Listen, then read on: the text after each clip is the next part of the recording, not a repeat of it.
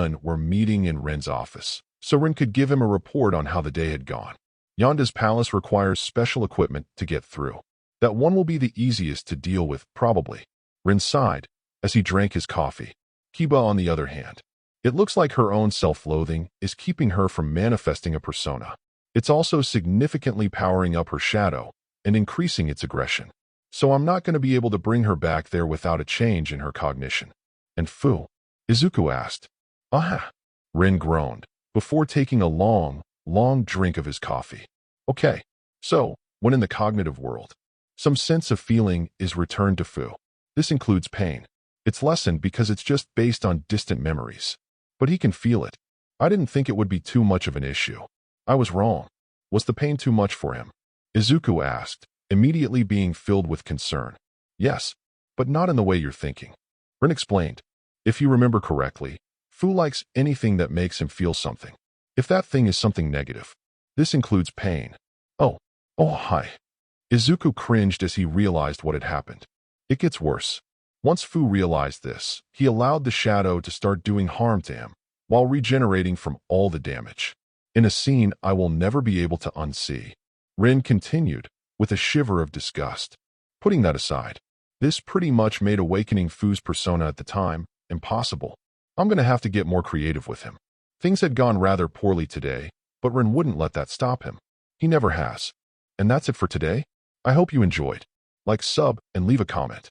Don't forget to support the writer. See you in the next video.